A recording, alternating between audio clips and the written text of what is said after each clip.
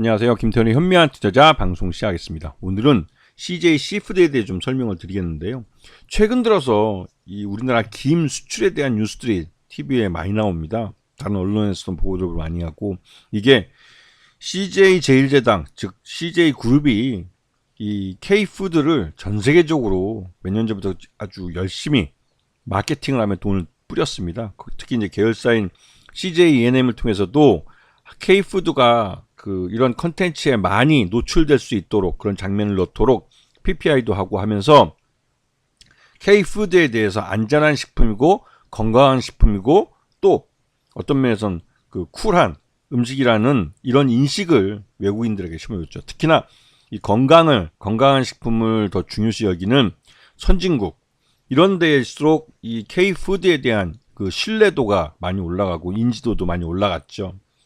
특히 이제 김 수출액을 보시게 되면 이게 2027년까지 10억 달러 목표를 우리 이제 해양수산부 쪽에서 이제 목표를 세우고 이제 추진을 하고 있는데, 이게 그 전에 조기에 달성할 수 있는 그런 가능성이 있는 게 이미 2023년에 매출 1조 원을 돌파를 했습니다. 그게 이제 한 7억 9천만 달러 정도 이제 수출액이 되는 건데, 이게 환율 효과도 좀 본 것도 있긴 합니다. 하지만 2023년에 벌써 1조 원 규모의 김 단일 품목으로 수출을 이 정도 하고 있기 때문에 이러한 김 수출 증가세는 가파르게 이어질 가능성이 큽니다. 왜냐면 한번 이 K푸드의 입맛을 들이게 되면 이게 기후식품이라는 건데 한번 입에 익으면 웬만큼 식품 가격이 높아지기 전까지는 자기들이 먹던 걸 계속 먹게 됩니다.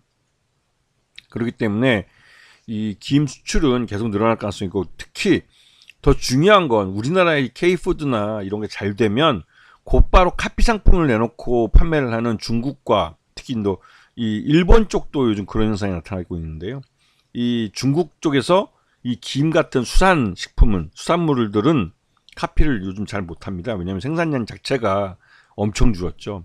중국에서는 일본에서 후쿠시마 방사능 원전, 그러니까 완전 방사능 오염물질을 해양에 폐기하면서 일본산 수산물의 전면적인 수입을 중단했지만, 또 한편으로도 중국 사람들이 이 수산식품에 대한 불신감 이게 높아졌죠. 그래서 수산식품에 대한 소비가 굉장히 급감했습니다. 그러다 보니 당연히 수산식품, 수산주에 대한 이 수요가 줄 만큼 생산량도 급감을 했죠.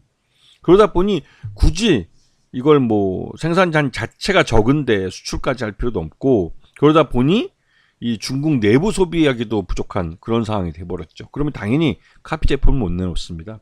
그러다 보니 이 김 수출이 우리나라 한국 기업들이 어떻게 보면 독과점 시장이 돼버린 거죠. 전 세계 김 시장의 거의 70-80% 정도를 한국 기업들이 독과점하다시피 하고 있는 상황입니다. 그래서 이제 우리나라 김이 어디로 수출되나 봤더니 역시나 미국이나 일본 같이 우리나라 콘텐츠가 많이 유행을 하고 또 한국 식품에 대한 신뢰도가 높아진 이런 나라들로 많이 나가는 거죠. 일본 같은 경우는 의외라고 생각하시는 분도 많겠지만, 일본이 한때는 우리나라 방문객이 가장 많은 나라였고, 또 일본 자체도 우리 한국 식품에 대한 신뢰도가 있습니다. 많이 와서 먹어보니까 한국 식품이 일본 식품만큼 맛도 있고 또 믿을 수 있고 신뢰할 수 있는 식품이다라는 인식이 일본 사람들에게 있습니다. 오히려 미국 사람들이 이렇게 많이 사가는 이유에 대해서 그게 좀 궁금하실 만도 한데요. 이게 이제 오징어 게임 같은 K 컨텐츠가 이런 미국 시장에서 인기를 얻으면서 미국 사람들이 듣도 보도 못한 한국 음식들을 먹는 장면들을 많이 보게 됩니다. 이제 영화나 드라마를 통해서 이 한국 음식들을 접하는 걸 보고 근처에 있는 미국의 대도시에는 이제 한국 K 그로서리가 있는데요. 코리안 마켓 가가지고 이런 과자들이나 이런 음식들을 하나씩 사 먹어보는 거죠. 하나의 챌린지가 돼버린 건데, 그러다 보니 미국 사회에서 우리 한국 음식에 대한 침투가 꽤 크게 된 거죠. 특히 여기다가 CJ 제일제당 같은 경우는 이 만두나 이런 냉동식품 쪽에서 이 기존에 일본이나 이런 업체들이 많이 차지하고 있던 시장을 조금씩 잠식해 들어가면서 우리 K푸드, 이 브랜드화한 K푸드를 미국 시장에 알리면서 한국 식품에 대한 인지도를 굉장히 많이 올려놨죠. 그 덕분에 그 미국은 우리나라 김을 가장 많이 수출해가는 외국 중에 한 곳이 됐습니다. 그리고 이제 이러한 수출 증가, 그 미국 같은 경우도 인구가 3억 5천만쯤 되고 일본도 1억 2천, 중국은 뭐 12억에서 15억 정도 된다고 하고 있고요. 태국도 거의 1억 인구 가까이 되고 러시아도 한 2억 8천만 정도 되는 인구인데 요즘 뭐 전쟁 때문에 많이 줄긴 했겠죠. 그래도 그 이렇게 인구 대국들이 우리가 K푸드를 소비하기 시작하면 이게 한번 입맛에 젖으면 이게 쉽게 안 바뀝니다. 그렇기 때문에 여전히 전쟁을 하고 있고 우리나라에 대해서 여러 가지 부정적인 말들을 나오고 있지만 러시아에서 오리온 초코파이는 여전히 1등 식품이고 팔도 라면의 그 도시락 라면은 여전히 가장 많이 팔리는 도시락 그 사발면이 됩니다. 그렇죠. 라면이 즉석 라면이 되는 거 있죠. 이것처럼 잘 바뀌지가 않습니다. 특히 이제 최근 들어서 유튜브 상에서 냉동김밥 이게 이제 굉장히 그 인기를 얻으면서 미국에서 또 외국 음식을 잘 먹지 않는 미국인들도 냉동김밥 같은 경우는 건강식품으로 또 그런 또 여기서 이제 고기가 빠진 야채로 만든 그 김밥은 그 베지터리언에게도 굉장히 인기가 있는 간단히 한 끼를 때울 수 있고 굉장히 저렴합니다. 5불 정도면 미국 사람들 한 끼 식사에 한 10불 정도 쓰는데 그 반값밖에 안 되는 돈으로 뭐 점심 한 끼 간단하게 때울 수 있기 때문에 굉장히 인기가 있죠. 그렇기 때문에 이것들이 이제 이런 한국 음식들이 그러면서도 건강한 음식이라는 인식 때문에 많이 팔리고 있는 겁니다. 그래서 그 CJ 시푸드 같은 경우는 주로 어묵 쪽에 많이 편중되어 있는 매출이 편중되어 있던 회사였습니다. 그런데 최근 들어서 이 김의 판매량이 매출액 차지가 굉장히 급증하고 있습니다. 그래서 이제 어묵에만 집중되어 있던 매출액이 다변화되고 있는 것이죠. 그리고 지금 현재 이 매출 유형을 지금 증가액을 보시게 되면 이것만 보면 분명히 알 수 있습니다. 이 김 같은 경우는 매년 그 증가하고 있는 것이 보이고 특히 1분기에만 올해 1분기에만 47억 원이 매출이 발생했어요. 작년 온기로 1년 내내 13억을 팔았는데 요번에는 1분기에만 47억이 팔려나갈 정도로 이 김의 수출이 엄청 뭉뚱하게 증가하고 있는 겁니다. 여기다가 국내 내수에서도 조미김 가격이 지금 상승 추세를 타고 있어요. 인상 러쉬를 이루고 있는 것이죠. 그래서 매출 애형도 지난 1분기 때 351억이 했던 매출액이 지금은 524억을 찍었습니다. 엄청나게 급증한 거죠. 영업이익도 그렇고 단기순이익도 적자에서 흑자로 전환했고요. 그만큼 CJ 시푸드는 그 실적이 올해 확실히 좋아질 게 분명해 보이는 종목입니다. 그리고 제1제당 최대주주가 46.26%의 지분을 갖고 있어서 경영권이 안정돼 있고 소액주주 지분이 51%라 전체 지분의 약 반 정도만이 유통 가능한 주식이라는 걸 알 수가 있죠. 그런데 여기 가장 큰 문제가 있습니다.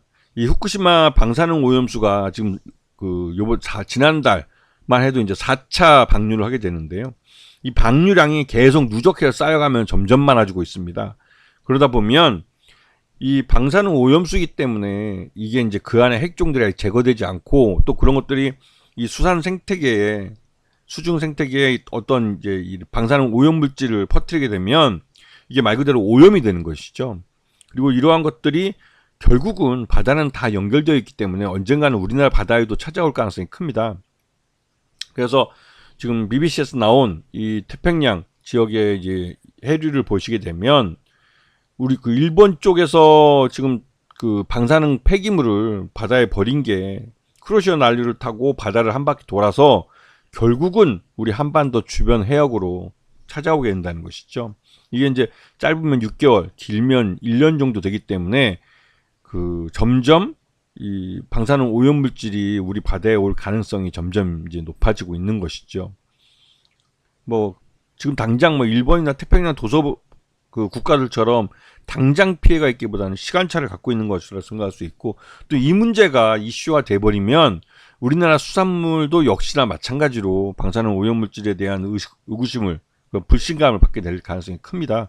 하지만 그 전까지는 이 CJ 시푸드의 이런 그 김이나 이런 수산식품의 판매는 계속될 가능성이 크죠. 그래서 지금 1분기 실적 기준으로 봤을 때 적정주가 4,800원 정도로 평가되고 있어 지금 이러한 주가가 급반영되고 있는 모습을 보이는데요. 이거는 실제로 숫자로 이러한 실적 개선이 확인이 되고 있기 때문에 나타나는 현상입니다.